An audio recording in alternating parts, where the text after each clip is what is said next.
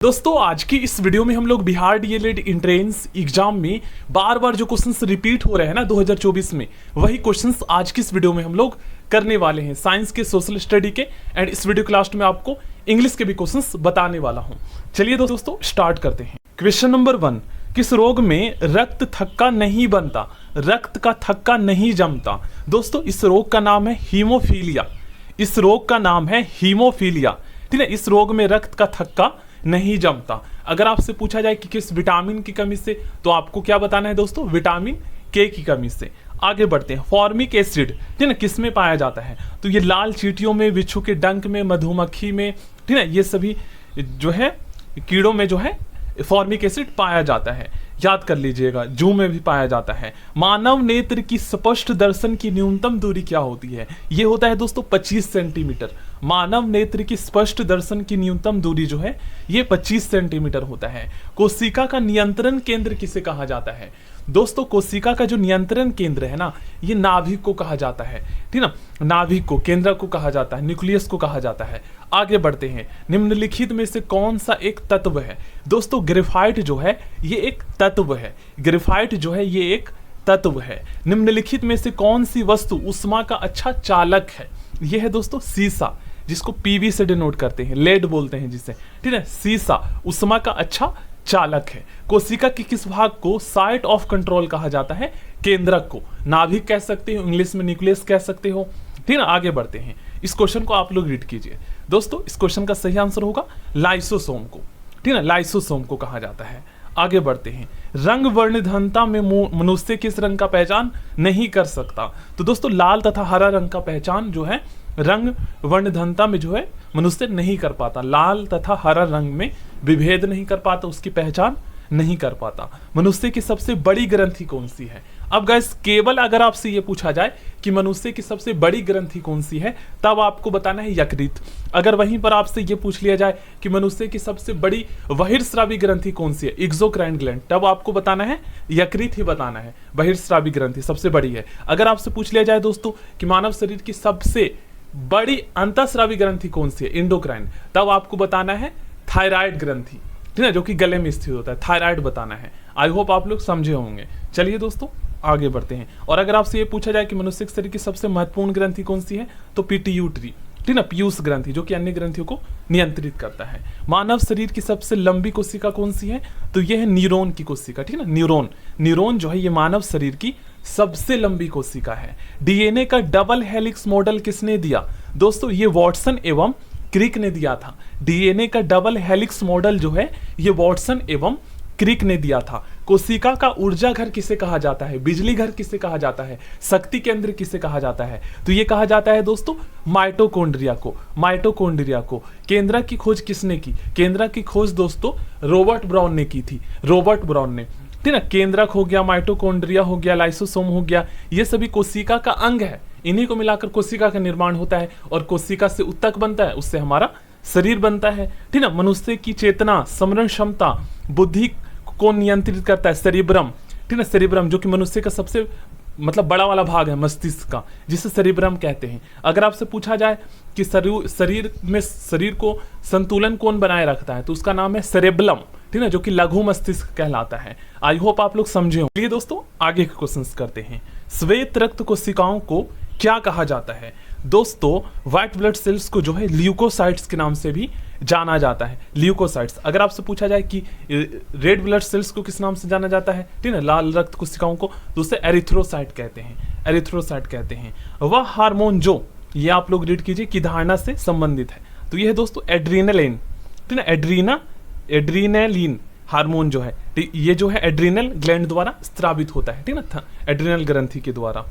और अगर आपसे पूछा जाए, देखिए एड्रीनल जो ग्लैंड है ना, जो एड्रेनलिन हार्मोन रिलीज करता है, उसे हिंदी में अधिवृक्क ग्रंथि कहते हैं, जो कि एक जोड़ा होता है जो कि दोनों किडनी के ऊपर में स्थित होता है। याद कर लीजिएगा दोस्तों। ये विपरीत परिस्थितियों में आपातकाल में जो है शरीर को संतुलन बनाए रखने के लिए रिलीज करता है हार्मोन। संगमरमर का रासायनिक नाम क्या है? Calcium carbonate.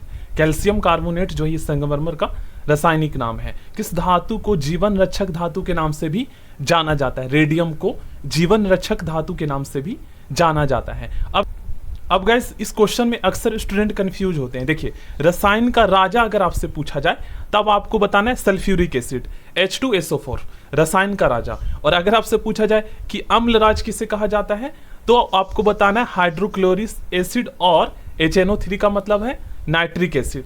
इनका मिश्रण होता है 3:1 होता है, 3 अनुपात में होता है HCl और 1 अनुपात में होता है HNO3 नाइट्रिक एसिड। तो अम्लराज और एक्वारेजिया अगर पूछा जाए तो आपको बताना है हाइड्रोक्लोरिक एसिड और नाइट्रिक एसिड का मिश्रण होता है। और जो रसायन का राजा होता है ये होता है दोस्तों H2SO4 sulphuric acid. I hope आप लोग समझे होंगे। त्रिगुट समझौते में शामिल थे, कौन कौन से देश शामिल थे? तो इसमें जर्मनी, ऑस्ट्रिया और इटली थे। ठीक है, त्रिगुट समझौते में जर्मनी, ऑस्ट्रिया और इटली शामिल थे। प्रोजेक्ट टाइगर की शुरुआत कब हुई? 1973 में प्रोजेक्ट टाइगर की शुरुआत हुई, 1973 में। खेजड़ी आंदोलन किस राज्य में चलाया गया? ये दोस्तों राजस्थान में चलाया गया था। खेजड़ी जो आंदोलन है ये राजस्थान में चलाया गया था। टिहरी बांध किस राज्य में स्थित है? ये दोस्तों उत्तराखंड में स्थित है। टिहरी बांध जो है ये उत्तराखंड में स्थित है। नागार्जुन सागर बांध किस नदी पर बना है? तो ये दोस्तों कृष्णा नदी पर बना है। नागार्जुन सागर बांध जो है ये कृष्णा नदी पर बना है जो कि तेलंगाना में स्थित है। श्रीलंका कब स्वतंत्र हुआ? तो ये 1948 में हुआ था, 1948 में हुआ था। मानस टाइगर रिजर्व किस राज्य में स्थित है? तो ये दोस्तों असम में स्थित है। मानस टाइगर रिजर्व जो है ये असम में स्थित है। सरिस्का वन्यजीव अभयारण्य कहाँ स्थित है? तो ये राजस्थान में है। सरिस्का वन्यजीव अभयारण्य राजस्थान में है। कौन सा उद्योग कृषि आधारित है? ये दोस्तों चीनी उद्योग जो है ये कृषि आधारित उद्योग है। देखिएगा आगे, दुर्गापुर लोहा तथा इस्पात संयंत्र स्थित है, कहाँ स्थित है? तो ये दोस्तों पश्चिम बंगाल में स्थित है, पश्चिम बंगाल में स्थित है। ठीक है ना, दुर्गापुर लोहा तथा इस्पात संयंत्र पश्चिम बंगाल में स्थित है। आगे बढ़ते हैं, नेक्स्ट क्वेश्चन करते हैं। लौह अयस्क खदान वेलाडीला किस राज्य में स्थित है? ये दोस्तों छत्तीसगढ़ में स्थित है। ठीक है, अगर आपसे पूछा जाए कि वेलाडीला क्या है तो ये लौह अयस्क खदान है, ठीक है ना, जो कि छत्तीसगढ़ में स्थित है। संयुक्त राष्ट्र के किस अंग को 1994 से अपने संचालन को निलंबित कर दिया? तो यह है ट्रस्टीशिप काउंसिल, ठीक है, इसे निलंबित कर दिया 1994 को। आई होप आप लोग समझ रहे होंगे। कोयले का सर्वोत्तम किस्म कौन सा है दोस्तों? तो यह है एंथ्रोसाइट, ठीक है, ये कोयले का जो है सबसे सर्वोत्तम प्रकार है। बम्बई की चौल इमारतें किस प्रकार की इमारतें हैं? ये बहुमंजिलीय इमारतें हैं। बम्बई की जो इमारतें हैं ये बहुमंजिलीय इमारतें हैं। शिव समुद्रम जलप्रपात किस नदी पर है? तो ये कावेरी नदी पर स्थित है। शिव समुद्रम जलप्रपात जो है कावेरी नदी पर स्थित है। विश्व हरित क्रांति के जनक कौन है? नॉर्मन ई बोरलॉग जो है ये विश्व हरित क्रांति के जनक है। और अगर आपसे पूछा जाए कि भारत के हरित क्रांति के जनक किसे कहा जाता है तो MS स्वामीनाथन को, ठीक है, विश्व हरित क्रांति के जनक नॉर्मन ई बोरलॉग को। संविधान के अनुच्छेद 1 में भारत को क्या कहा गया है? राज्यों का संघ कहा गया है। अनुच्छेद 1 में, ठीक है ना, भारत को राज्यों का संघ कहा गया है। भारतीय संविधान के किस अनुच्छेद में प्रेस की स्वतंत्रता दी गई है? तो 19(1) में, ठीक है ना, 19(1) में, ध्यान रखिएगा। आगे बढ़ते हैं। किस अनुच्छेद के अंतर्गत भाषण एवं अभिव्यक्ति की स्वतंत्रता का अधिकार दी गई है? तो ये दोस्तों अनुच्छेद 19 के अंतर्गत, अनुच्छेद 19 के अंतर्गत। चलिए इंग्लिश के क्वेश्चंस करते हैं। You have lost your notebook, passive voice में आपको इसे चेंज करना है। देखिएगा, पैसिव वॉइस जब भी हम बनाते हैं तो हम क्या करते हैं दोस्तों, एक्टिव वॉइस का जो ऑब्जेक्ट होता है उससे हम पैसिव वॉइस में सब्जेक्ट के स्थान पर ले आते हैं, और जो एक्टिव वॉइस का सब्जेक्ट होता है उससे पैसिव वॉइस में हम ऑब्जेक्ट के स्थान पर लेके चले जाते हैं। एक्टिव वॉइस का ऑब्जेक्ट पैसिव वॉइस में सब्जेक्ट बन जाएगा और एक्टिव वॉइस का सब्जेक्ट पैसिव वॉइस में ऑब्जेक्ट बन जाएगा, और टेंस वही रहेगा और उसके अकॉर्डिंग हेल्पिंग पर भी यूज करना है, ठीक है ना। तो देखो यहाँ पर यूर नोटबुक यहाँ पर हमारा जो है सब्जेक्ट बन जाएगा, ठीक है ना दोस्तों। तो यूर नोटबुक यहाँ पर हम लिख लेते हैं, ठीक है ना, यूर एन लिख लिया मैंने नोटबुक को, यूर नोटबुक।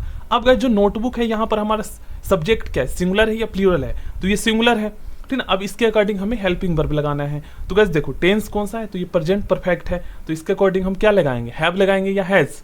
तो हैज लगाएंगे क्योंकि हमारा सब्जेक्ट सिंगुलर है, ठीक है ना। तो your notebook has, your notebook has, और इसके बाद आपको पता है दोस्तों बीन लगाते हैं, ये तो पता है ना आपको। योर नोटबुक हैज बीन, ठीक है ना, हैज बीन, और वही थर्ड फॉर्म में आ जाएगा, लोस्ट ही आ जाएगा। Your notebook has been lost by करके यू कर दीजिएगा, आपका आंसर आ गया, ठीक ना। All the furniture dash old. अब इसमें आपको बताना है कौन सा है मेन वर्ब यूज होगा, देख लीजिए, ठीक है, कौन सा यूज होगा। तो गाइस यहाँ पर आपको ये डिसाइड करना है कि हमारा सब्जेक्ट सिंगुलर है या प्लूरल। अगर आपको पता चल गया कि हमारा सब्जेक्ट सिंगुलर है या प्लूरल, तो आप इसके अकॉर्डिंग जो है मेन वर्ब यूज कर लोगे, ठीक ना। तो देखो guys, all the furniture, furniture जो है ना ये सिंगुलर अनकाउंटेबल नाउन होता है, ठीक ना। तो ऑल लगाने से भी ये जो है मतलब प्लूरल नहीं बनेगा, जो सिंगुलर अनकाउंटेबल नाउन होता है वो सिंगुलर ही होता है। तो ऐसे में गाइस आप यहाँ पर क्या लगाएंगे, जब सब्जेक्ट आपका सिंगुलर है तो यहाँ पर जो मेन वर्ब भी आएगा ना वो सिंगुलर ही आएगा। और मैंने आपको बताया था दोस्तों कि वर्ब में हम एस या यस लगाकर उसे सिंगुलर बनाते हैं। क्यों बनाते हैं? क्योंकि अगर हमारा सब्जेक्ट सिंगुलर है तो वर्ब भी सिंगुलर यूज होगा, इसलिए बनाते हैं, क्योंकि ये हमारा सब्जेक्ट वर्ब एग्रीमेंट रूल है, ग्रामर का रूल है। देखिएगा यहाँ पर आप लोग ध्यान से, क्या कहा गया है दोस्तों, फर्नीचर एडवाइस, ठीक ना। एडवाइस और एक एडवाइज होता है, तो एडवाइज में जो है ना लास्ट में एसी होता है, तो वो वर्ब होता है और ये नॉन होता है, ठीक ना। Furniture, advice, work, evidence, equipments, news. देख लीजिए, news as a singular subject group में यूज किया जाता है, क्योंकि इसके लास्ट में स्टूडेंट को लगता है यार इसमें तो एस लगा हुआ है तो ये तो प्लूरल होगा, जबकि आपको पता है ये सिंगुलर अनकाउंटेबल नाउन होता है। वैसे आप न्यूज का फुल फॉर्म भी होता है north, east, west, south. Information, luggage, baggage, percentage, poetry, ये सारे एक्सेट्रा, ठीक ना। अब क्या कहा गया है, क्या कहा गया, का प्रयोग अनकाउंटेबल नाउन के रूप में होता है, ठीक ना। और आपको पता है अनकाउंटेबल नाउन हमेशा एज सिंगुलर सब्जेक्ट ग्रुप में प्रयोग होता है और इसके बाद सिंगुलर हेल्पिंग वर्ब या मेन वर्ब यूज करते हैं, इसलिए इसके साथ सिंगुलर वर्ब का प्रयोग होता है। इस तरीके से आप लोग समझ सकते हो, तो इसलिए वहां पर हम लगाएंगे। ऑल द लगाने से कुछ नहीं होगा।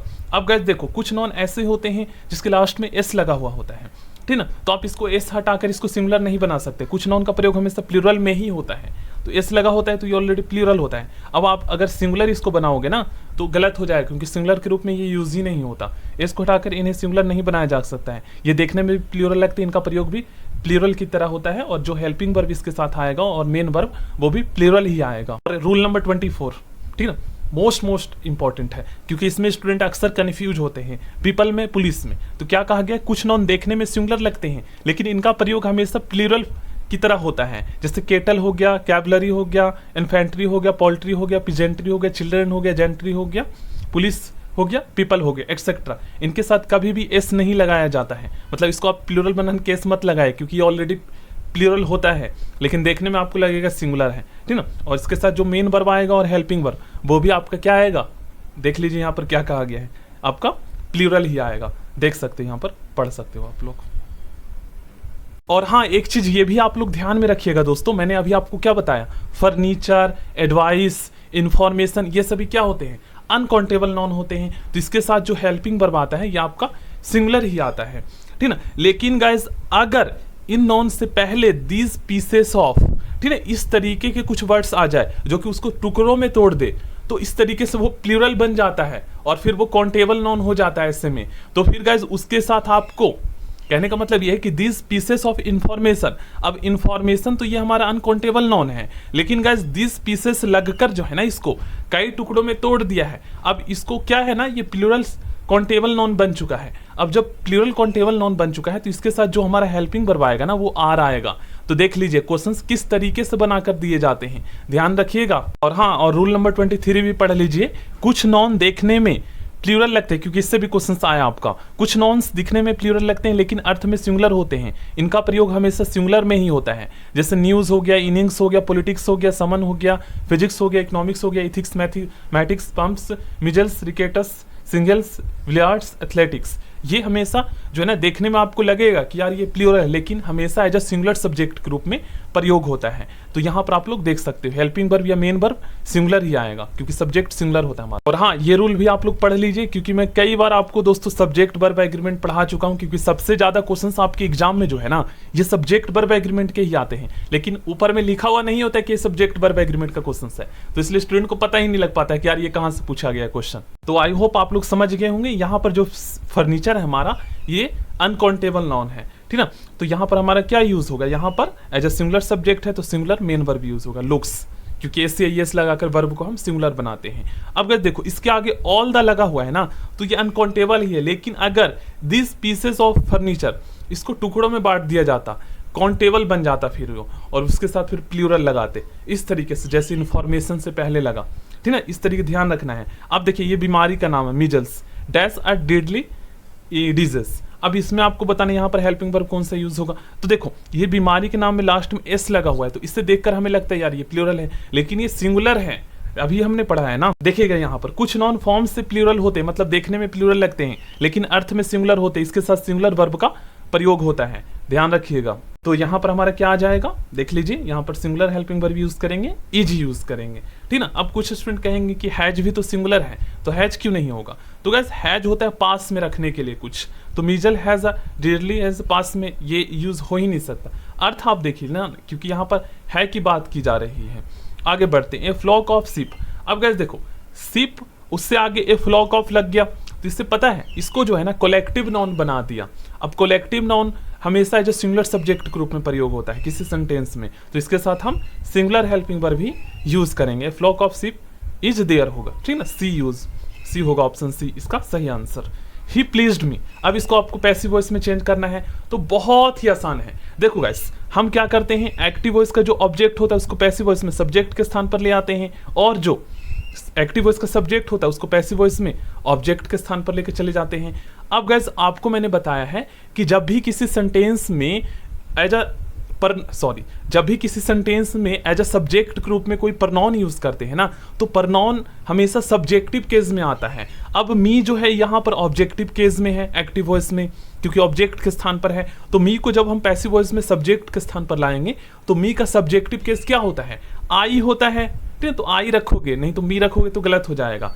अब दोस्तों टेंस चेक कर लीजिए, तो ये पास्ट इंडेफिनिट है, तो इसके बाद आप क्या हेल्पिंग वर्ब लगाओगे, वॉज या वर लगाते हैं। अब आई के साथ आपको पता है दोस्तों वॉज आता है, तो आई वॉज, अब उसके बाद वर्ब की थर्ड फॉर्म लगाइए, आई वॉज प्लीज्ड, ठीक ना, आई वॉज प्लीज्ड, और बाई करके आप क्या कीजिएगा, प्रसन्न होता है, मतलब प्लीज्ड मतलब प्रसन्न होता है, उसने मुझे प्रसन्न किया, खुश किया, तो आई वॉज प्लीज्ड, ठीक ना, बाई, और ही का ऑब्जेक्टिव केस यूज करना है, क्योंकि जब हम ऑब्जेक्ट के स्थान पर कोई प्रनाउन यूज करेंगे तो उसका ऑब्जेक्टिव केस, तो ही का ऑब्जेक्टिव केस हिम हो जाएगा। अगर सी होता तो हर कर देते, अगर यहाँ पर दे होता तो देम कर देते, वी होता तो अस कर देते, ठीक ना। आई होप आप लोग समझे होंगे। I wish I dash a king. अब गाइस इसमें पता है क्या है, ये कंडीशनल सेंटेंस है, कुछ ज्यादा ही मतलब एडवांस पूछ लिया गया है, तो यहाँ पर आंख बंद करके आपको वर लगाना है, ठीक है, ये रूल है। इसमें पास्ट के जो है प्लूरल हेल्पिंग वर्ब यूज होते हैं, वर, I wish I were a king, यही सही होता है हमारा। Next question, if it dash I would stay at home. अब देखो गाइस यहाँ पर आपको बताना है कौन सा मेन वर्ब यूज होगा, प्रेजेंट का होगा या पास्ट का, मतलब वर्ब के फर्स्ट फॉर्म या सेकंड फॉर्म या थर्ड फॉर्म।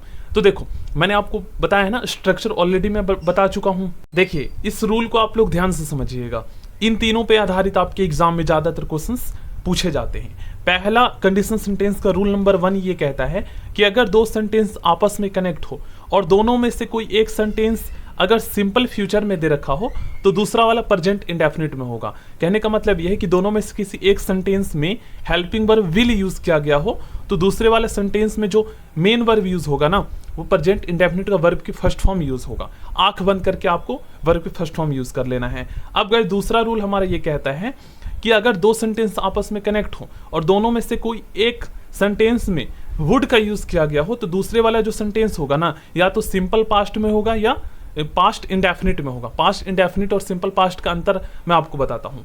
पास्ट इंडेफिनिट का मतलब होता है उसमें वर्ब का सेकंड फॉर्म यूज होना और सिंपल पास्ट का मतलब होता है उसमें हेल्पिंग वर्ब यूज करके उसके बाद कोई नॉन यूज करना, ठीक ना। तो आपको पता चल गया अगर पास्ट में हो मतलब किसी एक सेंटेंस में वुड का यूज किया गया हो तो दूसरे वाला सेंटेंस जो है पास्ट इंडेफिनिट में होगा या सिंपल पास्ट में, तो उसमें आपको पास्ट के वर्ब यूज करने हैं। समझ गए आप लोग। और थर्ड होता है परफेक्ट, पास्ट परफेक्ट। अब इसमें क्या है कि वुड के बाद हैव आएगा और उसके बाद वर्ब की थर्ड फॉर्म आएगा, तो आपको समझ जाना है कि दूसरा वाला सेंटेंस पास्ट परफेक्ट में बनेगा, उसमें हैड लगाकर वर्ब की थर्ड फॉर्म यूज करना है। अब एग्जामिनर क्या करते हैं, दो सेंटेंस आपको कनेक्ट करके दे दिया जाएगा और दोनों में से किसी एक का हेल्पिंग वर्ब या मेन वर्ब गायब कर दिया जाएगा और आपसे पूछा जाएगा। तो अगर आपको रूल पता है तो आप बता दोगे। तो अब गाइस हमें पता चल गया, देख लीजिए यहाँ पर वुड यूज किया गया है, पास्ट के वर्ब विल का पास्ट, तो यहाँ पर पास्ट इंडेफिनिट का ही कोई हेल्पिंग वर्ब या मेन वर्ब आएगा। तो यहाँ पर देखिए मेन वर्ब ही दे रखा है ऑप्शन में, तो क्या आएगा, सेकंड फॉर्म रेन का रेन आएगा क्योंकि यहाँ पर पास्ट इंडेफिनिट का हमारा सेंटेंस बनेगा, तो सेकंड फॉर्म आ जाएगा। ऑप्शन डी इसका सही आंसर होगा। दे लाइक्ड सीइंग अवर प्लेइंग टुगेदर, ठीक ना, वे हमें मतलब साथ में खेलना पसंद करते हैं, साथ में खेलना देखना पसंद कर, सॉरी इसका हिंदी में ट्रांसलेशन ये होगा दे लाइक्ड सीइंग, वे पसंद करते हैं देखना, हमारे साथ में खेलना, ठीक है ना, अवर प्लेइंग टुगेदर, हमारे साथ में खेलना। अब इसमें आपको बताना है नॉन फाइनाइट वर्ब कौन सा है। तो देखो गाइस, जो मेन वर्ब है उसको छोड़कर बाकी सारे अगर वर्ब देखने को मिले तो वो सारा नॉन फाइनाइट वर्ब होगा। तो लाइक्ड जो है ये हमारा फाइनाइट वर्ब है, मतलब मेन वर्ब है, और जो बाकी बचेगा वो हमारा नॉन फाइनाइट वर्ब है। लेकिन नॉन फाइनाइट वर्ब जो होते हैं ना, या तो सब्जेक्ट या ऑब्जेक्ट ग्रुप में प्रयोग होंगे, तो ऑब्जेक्ट ग्रुप में है। लेकिन जो नॉन फाइनाइट वर्ब होते हैं वो वर्ब के जैसा दिखना भी चाहिए। आप टुगेदर को नहीं बोल दोगे कि ये हमारा नॉन फाइनाइट वर्ब है, वर्ब के जैसा दिखना चाहिए। तो एक ये है और एक ये है, सीइंग और प्लेइंग जो है यहाँ पर नॉन फाइनाइट वर्ब है। और अगर आप डिटेल में समझना चाहते हो तो ऑलरेडी प्लेलिस्ट में आपको क्लासेस मिल जाएगा। Every student dash India's future. अब आपको बताना है यहाँ पर हेल्पिंग वर्ब कौन सा यूज होगा। तो देखो, दो तरीके से पहचान सकते हो। अगर आपको रूल नहीं पता है तो स्टूडेंट देख लो। स्टूडेंट यहाँ पर सिंगुलर नंबर में है, एक वचन में है। अगर प्लूरल नंबर में होता तो एस लगा होता। स्टूडेंट्स सिंगुलर नंबर में है तो आंख बंद करके आप यहाँ पर हेल्पिंग वर्ब जो है इज लगाइएगा। क्यों? क्योंकि फ्यूचर की बात की जा रही है तो भविष्य में इज ही का यूज होता है, इज या बिल का यूज होता है, ठीक ना। तो इज सबसे ज्यादा अप्रोप्रिएट है, वॉज नहीं है, ठीक ना। अगर आप रूल समझना चाहते हैं तो यहाँ पर आप लोग पढ़ सकते हो ईच एवरी, ठीक ना। एवरी स्टूडेंट आया था, each every, everyone, someone, somebody, nobody, none, one, any, many, a, more than one. अर्थ से सिंगुलर है, इसके साथ सिंगुलर वर्ब, सिंगुलर नॉन व सिंगुलर प्रोनाउन का प्रयोग होता है। कहने का मतलब ये है कि अगर ये सारे वर्ड्स आपको देखने को मिले तो इसके बाद जो नॉन आएगा वो सिंगुलर आएगा, प्रोनाउन आएगा वो भी सिंगुलर आएगा, और जो वर्ब आएगा वो भी सिंगुलर आएगा। तो every student is India's future. देख सकते हो, एग्जाम्पल भी समझ सकते हो आप लोग। देख लीजिए कलेक्टिव नाउन का यहाँ पर किस तरीके से काम करता है। देखिए, कलेक्टिव नाउन के साथ हमेशा सिंगुलर वर्ब का प्रयोग होता है, ठीक ना। The head of cause. अब भले ही COWS कॉज है, यहाँ पर एस लगा हुआ है, लेकिन ये कलेक्टिव बन गया ना, द हेड लग के झुंड बन गया, तो यहाँ पर इज का यूज हुआ है। इसी तरीके से ध्यान में रखना है। बाकी आप दोस्तों मोस्ट इंपॉर्टेंट रूल पढ़ना चाहते हैं तो यहाँ पर मैं शो कर देता हूँ, क्योंकि रूल नंबर 3 और 5 से सबसे ज्यादा क्वेश्चन आपके एग्जाम में आते हैं। देख लीजिएगा, ठीक है ना। ये ऑलरेडी मैं पढ़ा चुका हूँ कई बार। अगर आप प्लेलिस्ट चेक कर लेते हैं ना तो ऑल क्लासेस आपको मिल जाएगा। और एक ये रूल, सबसे ज्यादा क्वेश्चंस आते हैं। देख लीजिए यहाँ पर सब्जेक्ट सिंगुलर है पास वाला तो सिंगुलर हेल्पिंग वर्ब, पास वाला प्लूरल है तो प्लूरल हेल्पिंग वर्ब।